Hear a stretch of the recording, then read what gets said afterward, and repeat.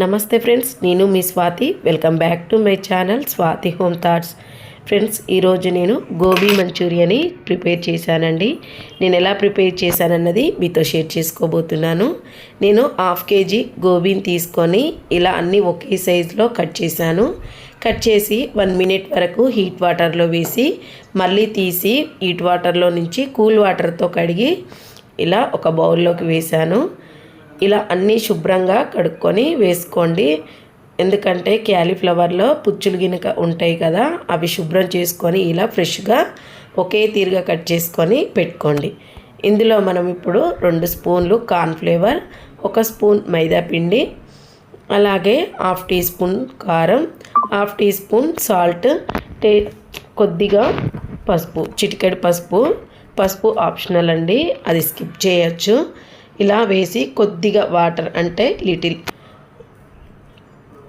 ఒక 2 స్పూన్ల వరకు వాటర్ యాడ్ చేసి ఇలా బాగా మిక్స్ చేసుకోండి. ఇప్పుడు పొయ్యి మీద ఒక ప్యాన్ పెట్టుకొని డీప్ ఫ్రైకి సరిపడా ఆయిల్ వేసుకొని మీడియం ఫ్లేమ్లో పెట్టుకోవాలండి. మీడియం ఫ్లేమ్లో పెట్టుకొని ఇవి దోరగా ఫ్రై చేసుకోండి.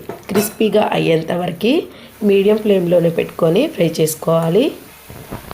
ఇలా గోల్డెన్ కలర్ వస్తే సరిపోతుందండి. ఒక పీస్ తీసి చెక్ చేయండి. మనకు క్రిస్పీగా వచ్చినట్లయితే అన్నీ వేరొక బౌల్కి తీసేసుకోండి. ఇప్పుడు పొయ్యి మీద ఒక ప్యాన్ పెట్టుకొని 1 స్పూన్ వరకు ఆయిల్ వేసి సన్నగా తరుక్కున్న అల్లం వెల్లిపాయలు వేసేయండి. ఇలా వీడియోలో చూపిస్తున్నట్టుగా సన్నగా తరుక్కోవాలండి. తరిగి ఒక పెద్ద సైజు ఉల్లిపాయ తీసుకొని ఇలా సన్నగా తరిగి 2 minutes వరకు ఫ్రై చేసుకోండి.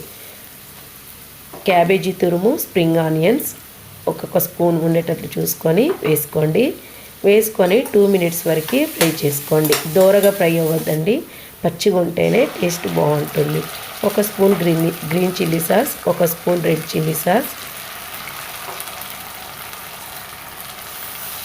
1 స్పూన్ కొత్తిమీర, 1 స్పూన్ టమాటా సాస్, అలాగే 1 టేబుల్ స్పూన్ వరకు వెనిగర్ వేసుకొని 1 minute వరకు ఫ్రై చేసుకోండి.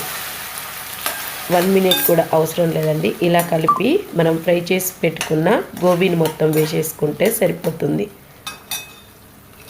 ఇలా ఫ్రై చేసుకున్న గోబీని మొత్తం వేసి బాగా మిక్స్ చేసుకున్నామంటే చాలా టేస్టీగా గోబీ మంచూరియా రెడీ అయిపోతుంది. మీ దగ్గర చాట్ మసాలా ఉన్నా, అలాగే సోయా సాస్ ఉన్నా 1 స్పూన్ వేసుకోండి. చాలా టేస్టీగా ఉంటుంది. ట్రై చేయండి. మీకు ఎలా వచ్చిందన్నది మళ్ళీ నాతో షేర్ చేసుకోండి. మరొక మంచి వీడియోతో మళ్ళీ కలుసుకుందాం.